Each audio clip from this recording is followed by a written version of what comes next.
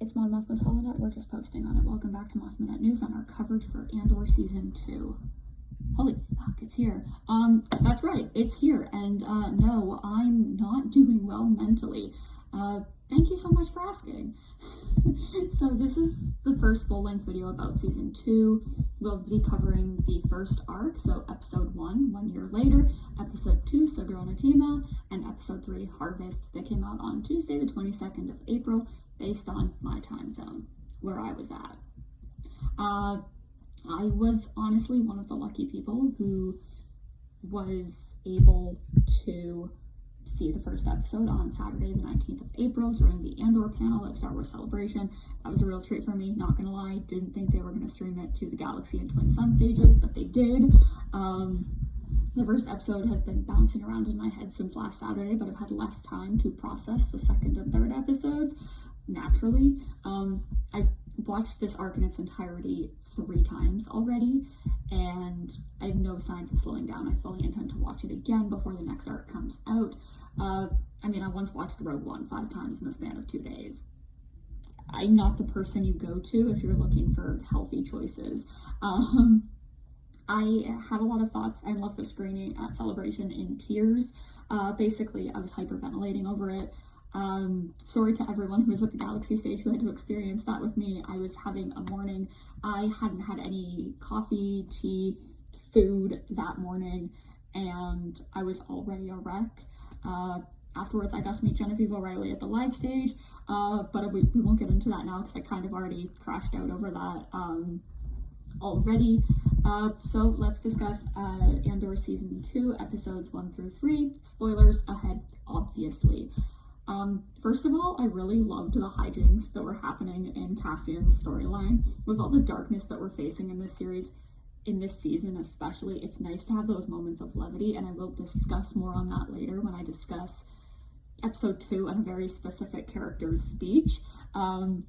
The humor in these episodes, specifically in Cassian's storyline, really works for the character and what we're getting from him later on as well. K2SO is bound to bring a lot of humor with him, and Rogue One is already hilarious in places, and especially with K2SO and his exchanges in the film. K2 is a hilarious character. I love that. I can't wait to see him coming back in, maybe on Tuesday, maybe the week after. I don't know. I don't know when we're going to get K2 back, but it's going to be awesome. I'm going to cheer. I love how Cassian's arc culminated with his reunion with his family, though sadly we're now short a member. Brasso, you're a wonderful man. You will be missed. B2, Emo, please be safe, you precious, precious little droid. I love you. I would rather never see you again than have to watch bad things happen to you. That's where I'm at mentally. And I love how we get to see Yavin 4 so early in this season, knowing how important it is later down the line for the Rebellion and Cassian's story. The Maya Pei Brigade being in this arc, I'm beginning to see Saw's point from the first season about how many of the other cells are lost, and he's the only one with clarity of purpose, because I just know that Saw's troops would not have devolved into freaking space rock, paper, scissors in his absence. They were still fighting, and we see that in the comics, specifically the 2015 comics, the 8th graphic novel, The Ashes of Jedha. Really important, highly recommend reading it. Cassian's story in this arc was not my favorite of all of the stories, but it did have wonderful moments. I loved his interactions with Nia in the first episode, and I hope that she survived to make it to Yavin or somewhere far away from Sinar and the Empire. She deserves a hug for all that she's done, I think.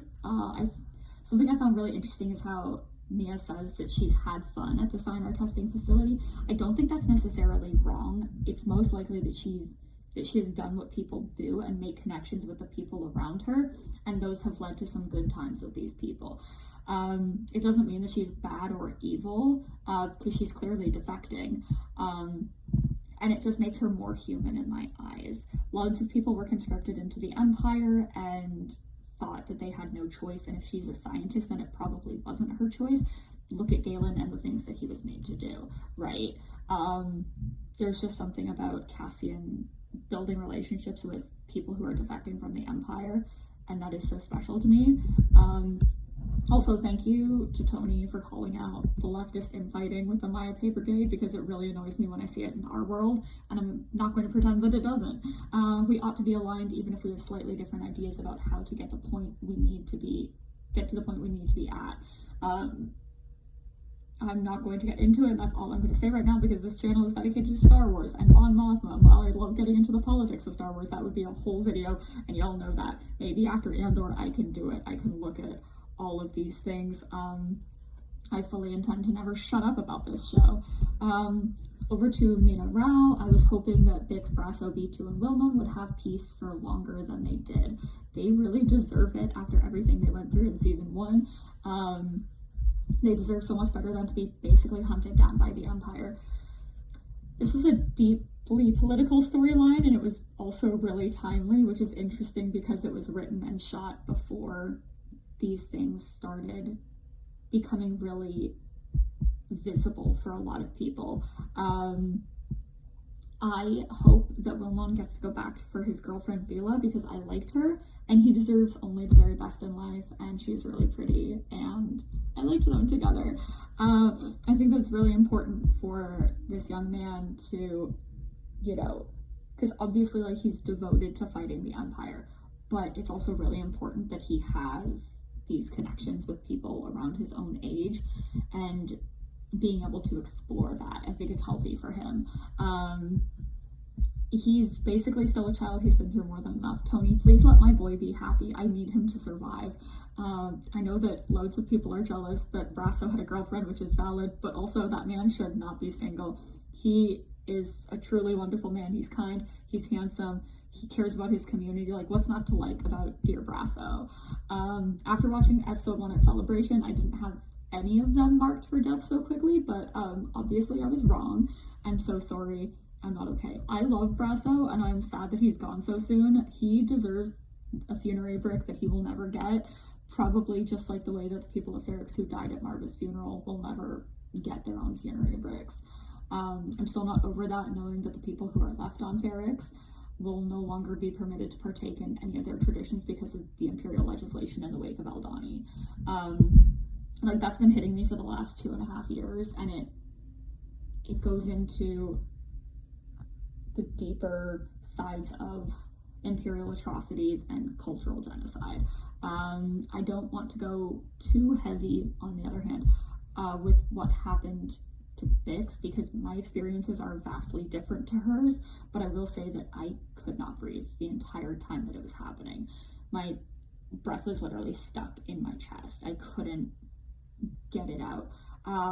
Please remember that acts of this nature, which I will not name because I do not want this content to get flagged, they're about power and control, something that the Empire demands to have.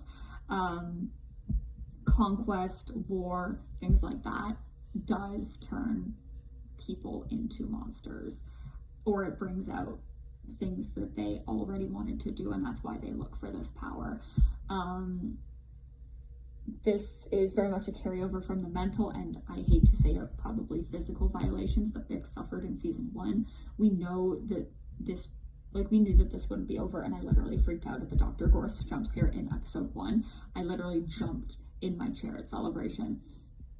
Like, Bix says it here, she couldn't say it before. Of everyone we've seen die in the show, Kroll deserved it the most. And I used to think it was Tim, but now I'm like, it's Kroll. Because I vehemently despise people who abuse their authority like that. It's vile, it's revolting. He tried because he knew he would get away with it, because what recourse would Bix have? Right? Report him and put Brasso and Wilmon in danger again, put the whole community on Mina Rao in danger. And that's if the person that she reported it to believed her and decided to do anything about it. It was very much going to be, if she had that, it would have been him being believed, and she would have been the one facing the consequences once again.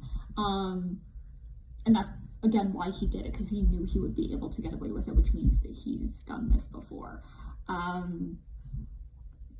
Star Wars has danced around this topic for a very long time. There are a great many female characters who have faced sexual violence in this franchise, but they've never said the word until now.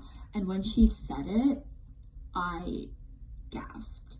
That was the first breath I was able to let out for that whole time, and it was the gasp. Unfortunately, it's a reality for many people, and many of those victims and survivors are silenced, especially victims and survivors who are part of minority groups, and victims and survivors who go through this during wartime, during a conquest, during moments like this. Hearing Bix say the word and fight back and ensure that Kroll can never again attempt or succeed, because again, you know, this is not the first time he's done this. He was so comfortable doing this that he's got away with it before. Like, he will never be able to do that to somebody else, and that was incredibly brave of her, and I'm going to be sitting with that for a very long time. Bix did not need to go through any of this to show that she's a wonderfully strong person, and yet after everything she has been through, a weaker person would have broken. I think it's also incredibly important that Bix was not saved by a man, even though I'm certain that Brasso, Cassian, and Vilmon would have loved to get some hits in as well. This was not their fight, and Bix is no damsel in distress. That's something that I really like about Andor, is that the women in it are not damsels in distress, right? Even in season 1, Bix was not damsel in distress. Yes, she needed to be carried out of there by Cassian, but she had the strength to keep going, right? We saw that they had not broken her, and that was what they were trying to do. I would also like to point out that while I think giving voice to this and exposing empire and imperial nature and the way that war and conquest has worked in the past, I think that that is important. I also would like to point out that I think Disney Plus should have put a warning at the beginning of the episode. I'm hoping with the way that fans have been asking for one, that they do amend this. They put a trigger warning on Kenobi during the Order 66 flashback, and it is disappointing that there was not one here. Again, I hope that this is something that has changed, because it is important for people to watch this series, and this might be something that pushes them away. I'm not going to say that it was any one person that made this decision. Again, that's not up for me to point the finger and blame at anybody who, didn't put it there, but I do think that there should be a warning, because we cannot push people away from this show. It is too timely, it is too important, and the reason that I won't say the word on here is because of the fact that I don't trust that the platform would not remove this video if I do, and that sucks. On a lighter note, and I hate to say that, let's move to Keeping Up with the Kyros, as I saw someone jokingly refer to it as. The stuff with Krennic, where we first see Dedra, really made me lose my mind. I am a Krennic enjoyer. I love Rogue One, I love Catalyst, and yeah, he's a bad guy, but sometimes the bad guys make for these very interesting characters. I don't think there are very many characters in Andor that I'm not interested in. Kroll is one, and I hate him. I just genuinely hate him. I hate him more than I've ever hated any other character in Andor, and that's saying something. I cheered when Bix killed him, because that healed part of my soul. Krennic is really messy, and I like it when they let a man be messy, be a messy diva with a cape, okay? Also, Ben Mendelsohn is a phenomenal actor. I love the interactions between Krennic and Dedra, and I'm excited for us to get more of them, him later down the line in this season. I don't think Dedra likes him all that much. With regards to the Gorman propaganda video, that was very uncomfortable to watch as someone who, has read the Star Wars propaganda book, has read The Rise and Fall of the Galactic Empire, has studied history. I know how propaganda works in the Empire and how the Empire uses it, and how previous dictatorial regimes have used propaganda. My partner commented multiple times on the Fallout vibes of the video, and he's not wrong. Somehow I knew that there was going to be a plotline of them manufacturing consent for the Gorman massacre. And Dedra was spot on about Krennic needing rebels to do the wrong thing in order for it to happen. That's where the manufacturing consent is going to come from. The Empire consistently manufactures consent for their atrocities and genocides, and also makes as many people within their system as complicit as possible. Palpatine would oftentimes use the Senate to get what he wanted, and since it was the idea of a senator to do that thing, he could get away with it. His people would lie about a population in order to participate in collectively punishing them. Think about the people of Aldhani in season 1 of Andor. We know by the time of Skeleton Crew it is a sulfurous bog. That is not what it looked like in Andor.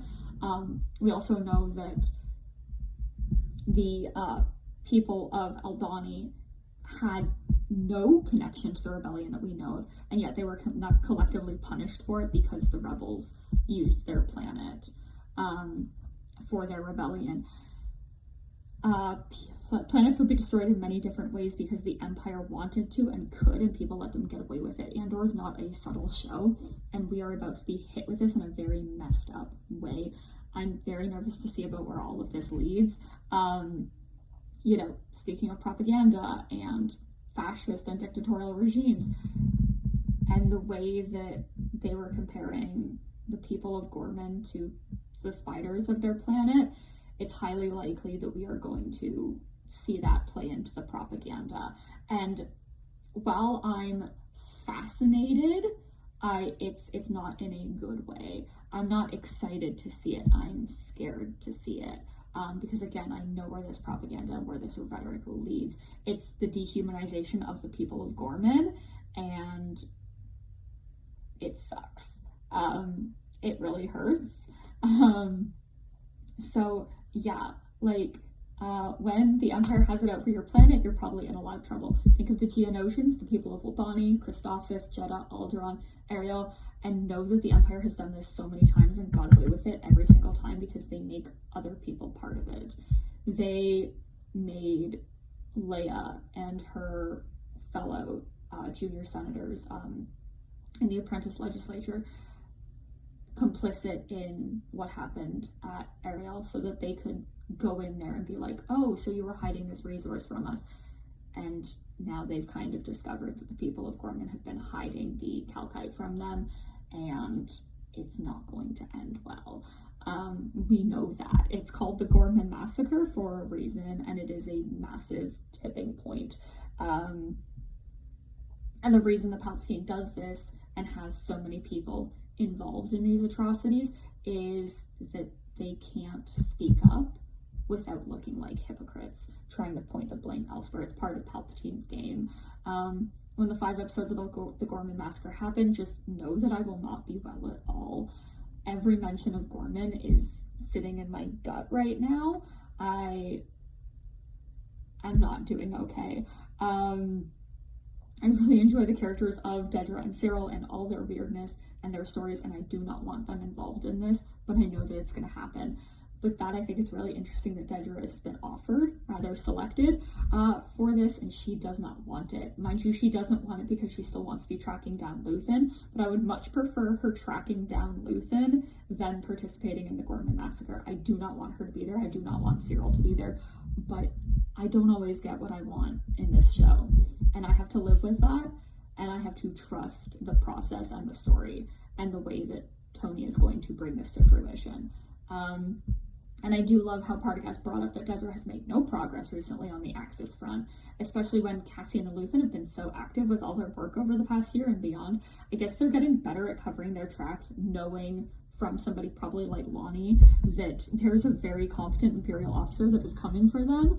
I think it's very telling that Partagaz and Dedra are also both powerless against Krennic. Because, season 1, we were like, oh, Partagaz is pretty powerful. Sure, they'll bring in Yularen, right after Aldhani. But that's, a big moment. And, sometimes, Yularen will be there, but Partagaz still holds a level of power. And,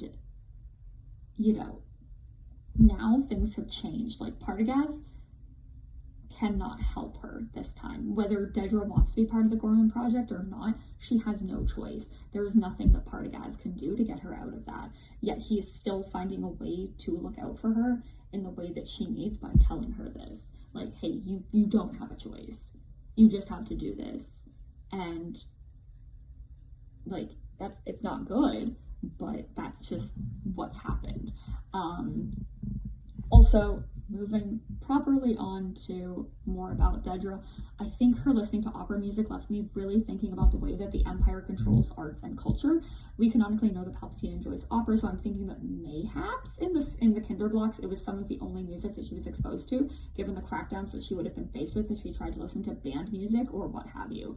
Art and propaganda kind of go hand in hand a lot of the time, and propaganda is a form of control. What art that the government allows / encourages people to consume is highly important to the way that they propagandize and have control over the people. I would love to see the way that this is perpetuated in the holo films that are created under the Empire. Likely that they would have had something similar to the Hays Code that never really went away, let's be honest.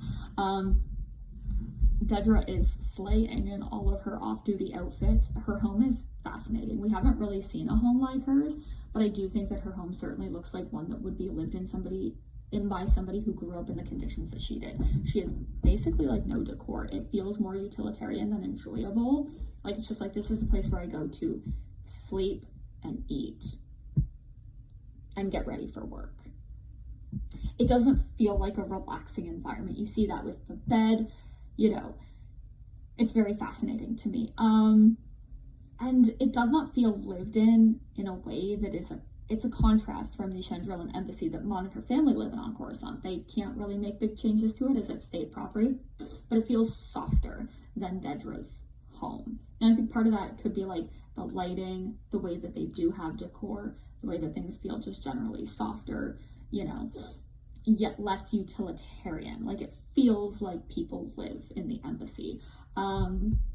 Also, Dedra's backstory is making me insane, because what do you mean that her parents were criminals and she was raised in an Imperial Kinderblock? For those of you who don't know what that is, they're mentioned in Dr. Chris Hemschel's The Rise and Fall of the Galactic Empire, and in short, were designed by the Sub-Adult Group, part of Compnor, the Commission for the Preservation of the New Order, and were tasked with providing housing and educational compounds where the Empire could raise a new generation of loyalists. Dedra was indoctrinated from an incredibly young age, and she did not turn out fine. Once again, if you have not read The Rise and Fall of the Galactic Empire, I highly recommend it. Please read it. There's a lot in there that's going to be really relevant to Andor Season 2. I hope that one day I get to interview him for this channel. That would be really great. Yeah. I probably could have asked him at Disneyland, but whatever. With that, given what I know of the Empire, what we know of the Empire, I am left wondering if Dedra's parents really were criminals. What did they do? Because, hey, fascist regimes love tearing children from their families, whether or not the parents have actually done anything wrong. Admittedly, Dedra's family is human, so she had some privileges that other children wouldn't have, but I do need to know more.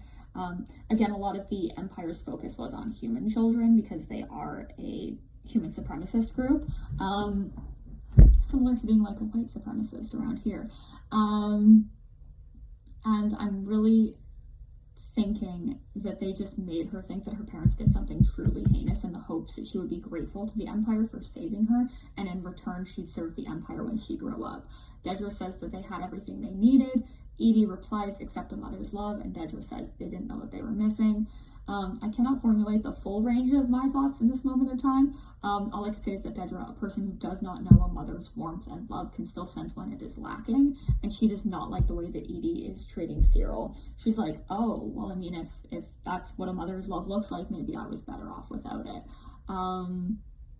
Which is harsh, but not necessarily inaccurate, because, not all parents are meant to be parents.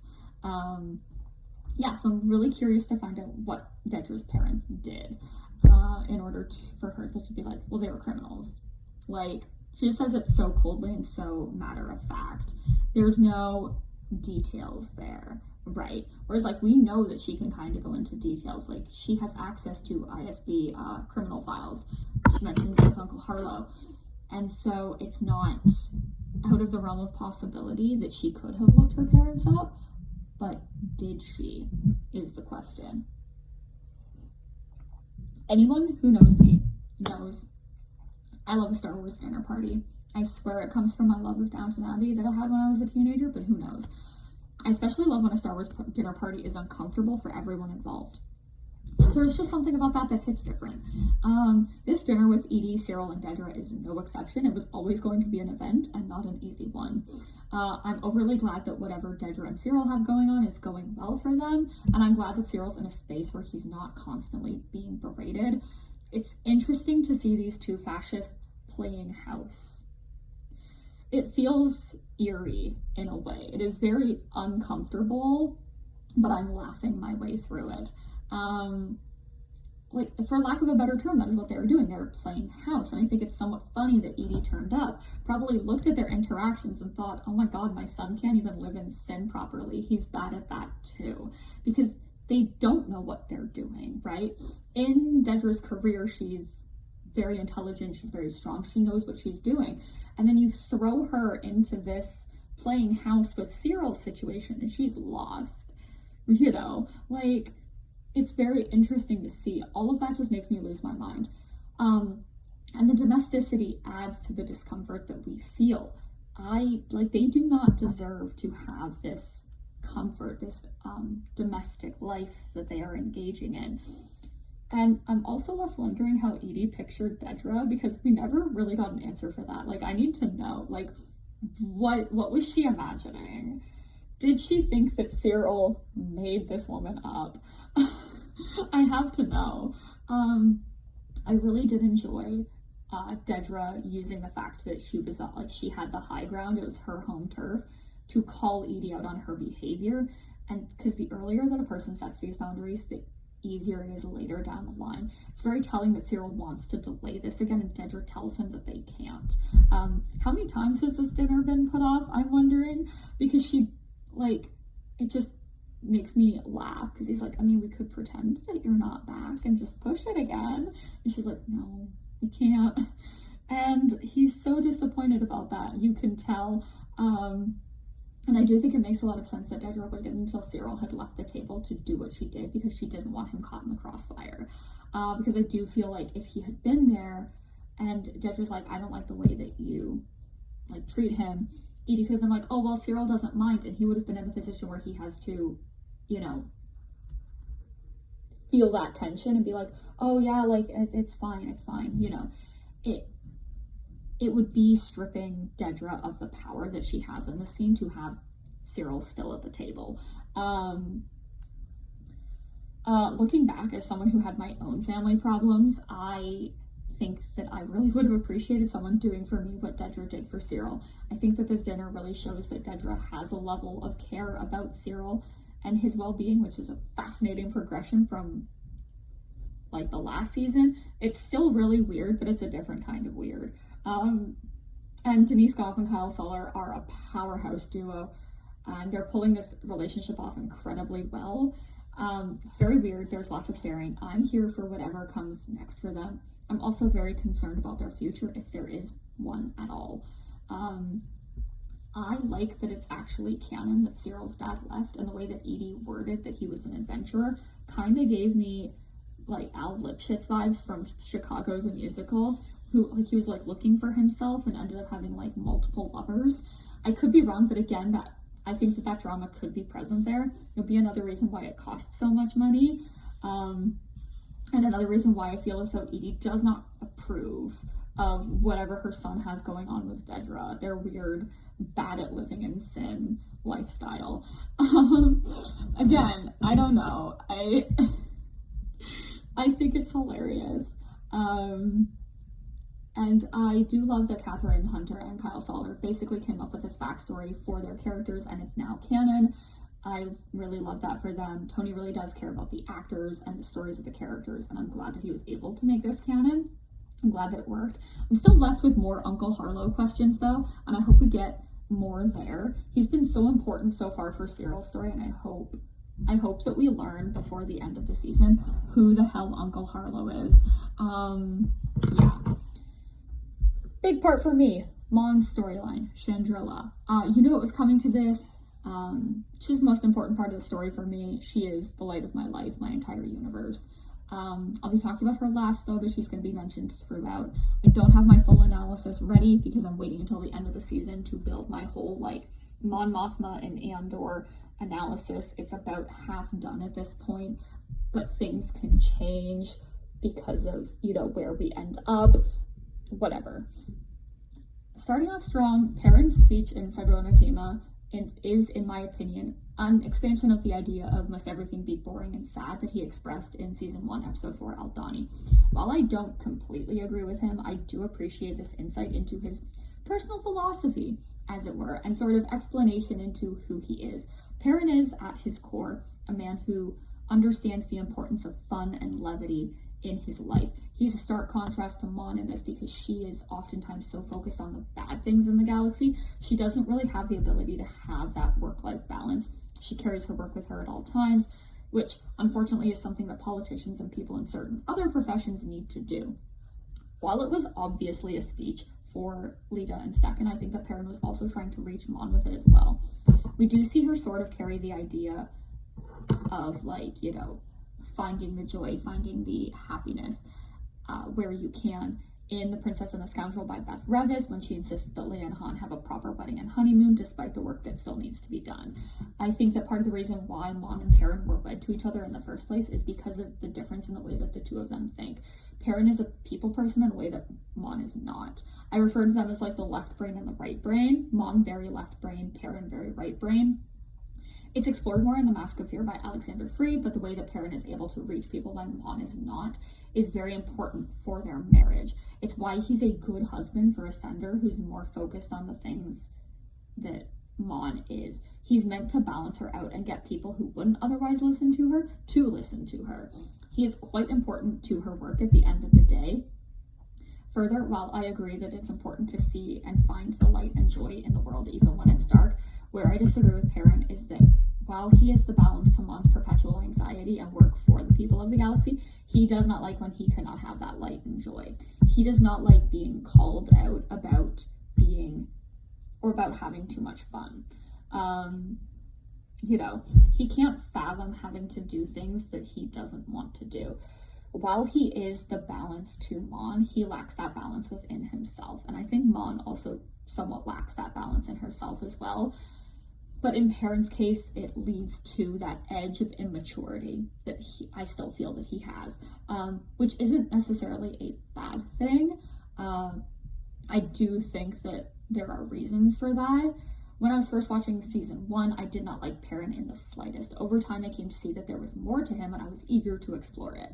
Overall, I think that this episode, along with Alexander Freed's The Mask of Fear, are the best insights into Perrin's character. I hope we get more of him in Reign of the Empire. I hope that we get more Perrin in season 2, and I hate that I am saying these words. I have just become so fascinated by his character. It's like, to me, kind of watching a train wreck, in that I'm fascinated and I cannot look away. Very curious to see what happens next for him. Again, I do think he is marked for death, but hey, it could be worse. Tay is lacking security of self. He needs answers more than anything. He needs to feel trusted and valued as part of the rebellion, given that he's been taking on a massive risk for them. He is part of the rebellion, but he's also not told anything. He's been kept in the dark, and that may have worked in the beginning, but I don't think it's going to help to keep him in the dark anymore. He needs to be in the know. I understand why Mon didn't want to tell him anything in the beginning because she wanted to protect him, but, at this point he knows that Mon is involved in rebel activity, otherwise why would he bring it up? Furthermore, he's just lost his wife, and that's another huge hurdle for a guy to go through when he's expected to now attend a 3-day wedding. I do not blame this man for getting drunk on the first night and having to be carried out of there. Based. That would have been me. Tay honestly does not feel as though he fits in with the crowd at this wedding, and it's likely in part due to the separation between him and his wife Marnie. We also hear Perrin call him weak to Mon's face, which I think is how a lot of the more patriarchal Chandrilan men feel about him, given that in the past we have seen him mostly defer to Mon and act as if he is at her beck and call, which, I'm fine with, and I feel like if he has issue with that, he can address it, he's just going about it the wrong way. I do think it's interesting that Marnie is only ever mentioned here in the second season, and that neither Mon, nor Tay, nor Perrin, nor Vel ever brought her up in season 1, especially after that breakfast in episode 10, yeah, between Mon, Perrin, Lita, and Vel. Like, all of the adults here would know that he's married, but they never brought it up, even with the very thinly veiled accusations towards Mon in the first season about her having an affair with Tay, right? Mon, like, when she's greeting him, she's not like, oh, like, you know, how's Marnie at all, right? We get mentions of Adrien and Marsa, who I really still hope that we meet, but we don't ever hear about Marnie until the second season. I'm sure that if Tay is still alive, I pray that the pieces are there for him and Mon to resolve their issues on their own without the influence of Davos Golden or Luzin, because I do feel like the two of them are a big part of the problem with the communication that these two are trying to have, especially because Luzin, like, was watching every single time Tay was trying to talk to Mon at that wedding. Luzin was just, like, watching, and it was weird. Leave them alone. And I do think that the pieces are there for them to at least pretend to be having an affair. I think that when Mon pretends to have an affair with someone, it actually does add more complexity to the story that is being told, especially because of the way that it has worked in the past, and she should continue to utilize that. And a lot of it goes into the fact of the matter that Mon and Perrin's marriage is not the best, and everyone knows it. Of course, the affair accusations that Perrin is slinging at Mon in Sagrona Teema are no longer thinly veiled. He just comes out and says them. With other people around, I need to know what else has happened to lead him to this conclusion where he can no longer dance around it. He has to come out and say it. And Mon's like, oh, I haven't heard that nonsense in a while. Like, was the last time she heard it like a year ago? Or like what? I need to know more. I hope that more is done with Tay's character and that we get to explore more of his relationship with Mon in this season. Please don't die, Tay. And while on the topic of characters that felt slightly out of place, of all the characters that were in the Chandrilla arc, oddly enough, the one who felt most out of place to me was Vel. We know that she has a very complicated relationship with her home planet and her family, and the entire time she looks at least slightly uncomfortable and unhappy. The only member of her family that she's had good interactions with across the board in the first season is Lita, whom she does not share an exchange with in these 3 episodes at all. Prior to now, Lita has sought Vel out, pushing her mother away. I feel as though Lita might know that Vel disapproves and has pushed her away as a result. This became most clear to me at the end of the first episode, where Mon is able to be the one that Lita opens up to, which is really something that we've not seen before. For a while, her thoughts on her mother have changed. Her mother has basically given her what she wanted, despite Mon not having the desire to see her daughter go through the things that she went through. Mon has arranged this traditional marriage for her, something that Lita does want, and even though she has these moments of difficulty when Stecken won't hold her hand, she still wants to go through with it. Mon cannot talk her out of it. She cannot do anything about it, and Lita literally is like, I know, I wish you were drunk. Like, ouch. Ugh, that's so mean. And, you know, that, like, it all changes again right before the ceremony when Mon's like, hey, you know, you could call this off. And Lita reverts to that coldness towards her mother. There's just something about the way that Mon and Lita's relationship is one that will never be on equal footing, and they will never fully understand each other because they can't really. Even as she is taking the step into adulthood, it is a stark reminder of how young Lita is. I worry for her. Quite genuinely, I've always found Lita to be quite interesting, even through all of my jokes about, like, you know, not necessarily liking her. I think it's quite awful that the way that the fandom likes to treat child and adolescent characters, especially the young female characters, because it is way too harsh and they don't deserve that. Like, we can criticize Lita and the way that she thinks while also trying to find that understanding in ourselves to understand her, because she is really important and I don't hate her. I love Erskine Samaj as a character, and I'm so glad that he's being fleshed out. We barely got to see him in Rebels, and a lot of people were shocked to find out that he's the same guy, which is hilarious to me, because I heard Erskine's name, and I was like, my boy from Secret Cargo? I like how his heritage is really relevant to the plot. You know, he's got his Chandrilan father, his Gorman mother. The events of the season are going to be hitting him as well, which will make me see him in a different light in Secret Cargo. His story also explains more about why he is so loyal to Mon and why he is so determined to protect her. More Erskine Samaj, please. Just right across the board. I love him. Just a little rapid fire things real quick before I talk about Mon for a little bit. I love the bits and pieces of Chandrilan culture that we got to see in this arc. Chandrila is beautiful, as I knew it would be. It's my favorite planet in Star Wars, and I was beyond excited to see it. I'm blown away. The wedding hike is very interesting to me, mostly because of the way that Mon brings up the weather. The difference between the nice weather for Lita and Stekken's wedding hike and the rain that Mon and Perrin had for theirs is very interesting. I always think it's fascinating when there's rain on someone's wedding day or on another important day of their lives. For a lot of people, it can really upset things because that's not the way you want it to be or the way that you pictured it.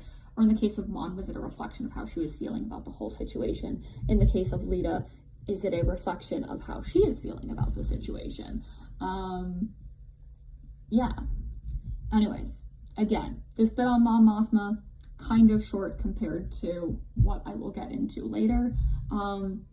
She's the reason that my whole brand exists. Once again, I feel as though people are not looking beneath the surface when it comes to her and the things that she is doing and saying. This may come across as mean, but I don't care. Mon is living in a gilded cage, and any luxury that she has is much more of an illusion than most people care to see. Yes, she's planning on throwing this big opulent wedding for her daughter because that's what is expected of her. She has to do this in order to continue doing the important work of funding the rebellion. Even at home, at the Mothma estate on Chandrila, away from the Imperial Center, she is in danger constantly. There's always that chance that they will take the opportunity while she's away to search her offices, find out what she's doing, and have a legion of troopers ready to arrest her when she returns for work. Here's the other side of it. Luthen needs her and her money far more than she needs him to do her rebel activity. She was capable of figuring it out before him, and she'll be capable of figuring it out after him.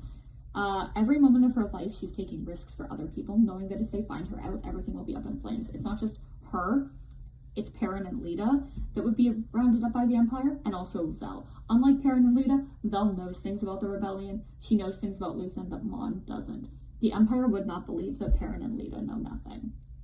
Mon would be forced to watch her family die in repayment, right? They wanted to blow up Chandrila with the Death Star because of Mon. Like, the people of Chandrila would not have been safe. And yeah, so Luthen doesn't seem to grasp this fact, or if he does, he doesn't care as much as he should. Mon has privileges and luxuries that other rebels don't have, certainly, but other rebels also have luxuries and things that Mon does not have access to. Most of them are just faceless people. She's not. She is literally like day in, day out surrounded by the Empire. She is in danger constantly. She is fighting for them to be able to fight, giving them money so that they can keep fighting. And if you're coming out of this show seeing her as a bleeding heart or not someone who is a real rebel, you're not watching this show correctly. She's putting her money where her mouth is and treading a very dangerous line that if she crosses, it could get a lot of people killed. At the wedding, during her dance, I was telling people for months, like ever since the first trailer came out, I don't remember if it's been months, that it was not a joyous moment. She didn't want this wedding to happen. Like, I knew this scene was going to be at the wedding, and I was like, she didn't want this wedding to happen. Why would any celebration or celebratory thing that she is expressing be genuine? She's wearing a mask. She's putting up a front the whole time, and no one seems to notice that she's hiding what she's really thinking. It was either take a few shots and dance wildly or break down in tears, because she's going through it. Overall, I think that Mon's story was the biggest one of the arc. Each of the different stories for the characters really reflected their own journey over the span of the 3 days that were for them. For the rebels, these 3 days were directly tied to the rebellion. I have no idea how Dedra and Cyril will play out from this point, but it will probably not be a happy ending.